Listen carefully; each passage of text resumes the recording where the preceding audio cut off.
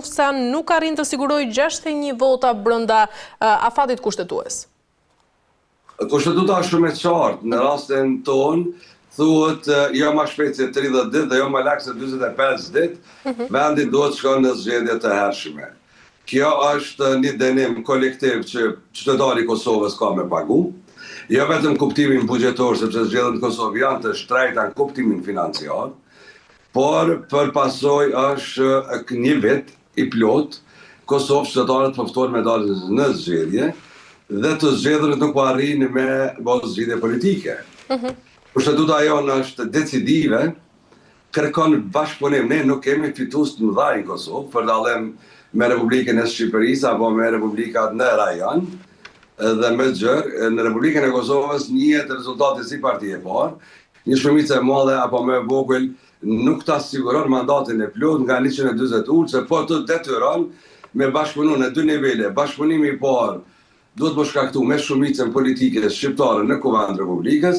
dhe detyrimisht të obligim kushtetues bashkëpunimi në shkallën e dytë, po aq e rëndësishme, edhe me votë të dy fesht i jepet edhe grupeve komunitare, komunitetet etnike në Kosovë, që përfshin disa komunitete, jo vetëm listën serbe, por janë edhe bosnjakët e Kosovës, janë edhe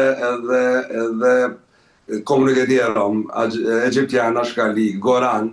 dhe komunitetet që përfaqësohen në Kuvend Republikës. Ata kanë parimin e diskriminimit pozitiv, morin ulse me automatizëm, sipas kushtetues. Po tek Partia Shqiptare është një census, një prag në fakt, i cili për 5% e determinon se kush mund merret ulse. Kjo është formula që në Kosovë ne detyron me bashkëpunu. Nuk është vullnet politik bashkëpunimi në Kosovë, është kategori kushtetuese, vullneti politik detyron me bashkëpunu. Këtë nuk e ka kuptuar Lëvizja Vedosje dhe edhe matutje po vazhdon shkakton probleme politike për shkak të pasojave. E qartë, zotëri Zeri, si do të reagoni ju, pra LDK-ja në këtë rast përballë një qeverie që mund të formohet pa koalicion formal? Nuk ka asnjë reagim tjetër, sepse LDK-ja është një nga partitë e para që është kategorike në dy ftesa që zoti Kurti ka drejtuar për bashkëpunim. Ne jemi përgjigj me shkrim, në tjetër mënyrë, sepse komunikimi partijak në mes LDK-s dhe VV-s është jashtëzakonisht në nivel të ulët të bashkëpunimit. Bashkëpunimi institucional ka ekzistuar dhe vazhdon të mbahet si i tillë, po mosbesimi është shumë i madh. Është një hendek politik në mes të dy partive politike. Mosbesimi është ai i cili nuk po na jep komoditetin me ulë, me bashkëpunu për ndërtim të një qeverisje. Për momentin që po flasim, dhe pak e besueshme që zoti Kurti të bën veprime dallueshme. Zoti Konjufca nuk ka bërë asnjë veprim të dallueshëm nga zoti Kurti, që krijon mirëbesim ose me partitë politike, ose edhe me deputet, me kriju një shumicë të vogël politike e cila ja jep një mundësi që për 4 muaj të ardhshëm me mirëmbajt de jure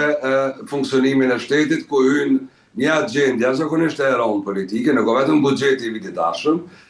apo viti fiskal, po është edhe një agjendë jashtëzakonisht e vështirë që Kosova do të përballon me 2/3 e votës në Kuvend Republikës, e që lidhet edhe me aspiratën tonë për BE, edhe me planin e rritjes, edhe me pjesëmarrjen e Kosovës në misionin ndërkombëtare përmes FSK-s, e cila është rrezikuar definitivisht sepse afatet kohore kanë nik, dhe Kosova në këtë kuptim është dëmtuar seriozisht. Nuk e di se sa zoti Konjufca ka arrit dikën me bind, dhe tani, ndërsa mua personalisht nuk më ka bind asnjë mënyrë, sepse nuk e kam asnjë lloj komunikimi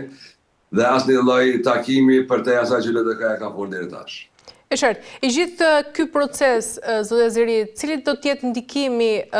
dhe sigurisht si do ndikoj kjo edhe tek besimi i qytetarëve në të gjitha institucionet, mbas të gjitha këtyre që po ndodhin tashmë në Kuvendin e Kosovës për ju vetëm? Besimi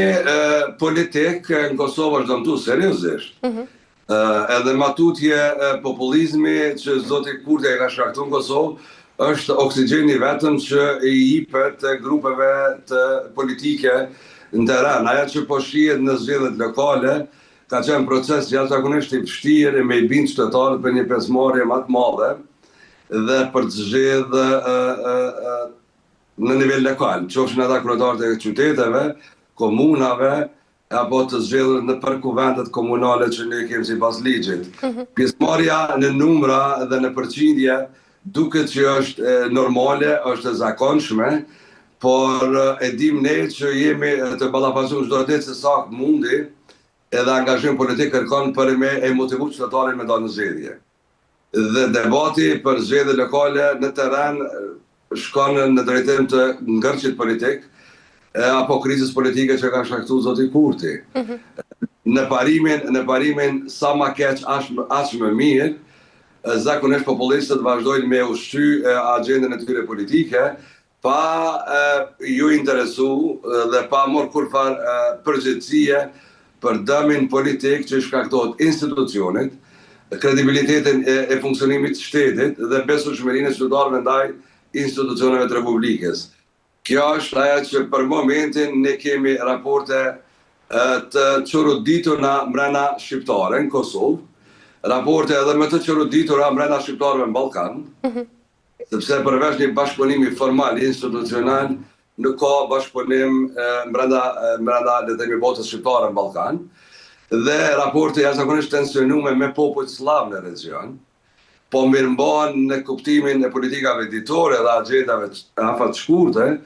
por rajoni jonë është razu jashtëzakonisht shumë dhe besojmë shumë që zgjedhjet e ardhshme nuk i japin vendit zgjidhje afatgjate, po prapë Kosova do të vazhdon me mirëmbajtje me kriza politike, me jo stabilitet politik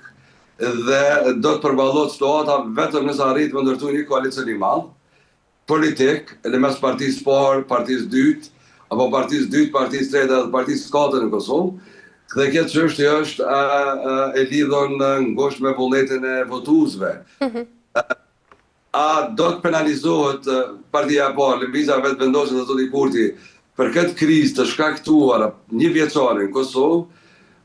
do të mbetet më po nga votues. Nëse më pyetni mua personalisht çka dhe se e vlerësoj, unë besoj që duhet përgjithësi jashtëzakonisht madhe dhe penalizim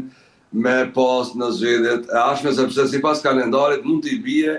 që në vigjiljet vitit ri, me 28 dhjetor, shqiptarët dhe qytetarët e Kosovës do të ftohen me dalë te kutitë e votimeve, dhe është një kohë apo një javë ku shqiptarët që jetojnë në Kosovë dhe shqiptarët që jetojnë në diasporë, në Mergem, në Gat, gurbeqarët e tonë, mund të bashkohen dhe do të manipulohet jashtëzakonisht shumë kjo ambient politik për përfitime afatshkurta politike në veçanti. Nuk po shoh zgjidhje afatgjate për një stabilitet Kosovë.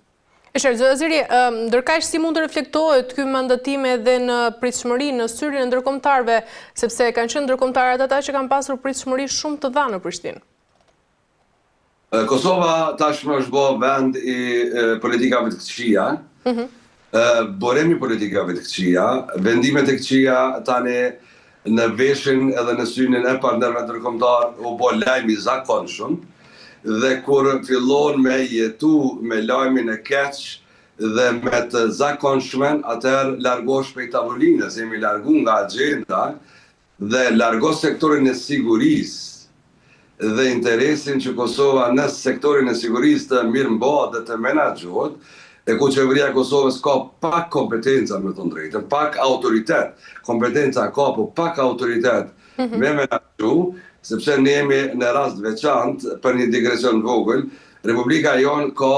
ushtria e Republikës Kosovës është shumë komshe dhe është në mandatin e NATO-s. Në anën tjetër ne kemi ndërtuar kapacitetet ushtarake edhe të forcës së sigurisë. Po mandatin e ushtrimit të detyrës ushtarake në Kosovë ka NATO-ja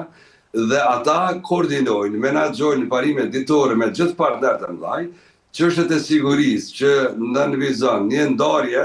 të përgjithësisë për sigurinë në tokë me forcën e sigurisë Kosovës, ndërsa ajri dhe pjesa tjetër e sigurisë koordinohet drejt për drejt nga NATO. Dhe partnerët e tonë në veçanti një rol udhëheqës i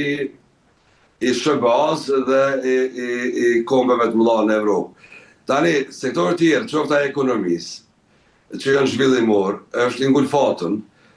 qoftë ai arsimit dhe shëndetësisë është për tokë, është para kollabimit total. Sepse imagjinoni Kosova hyn në një krizë buxhetore, kriza politike në këtë vetë është mirë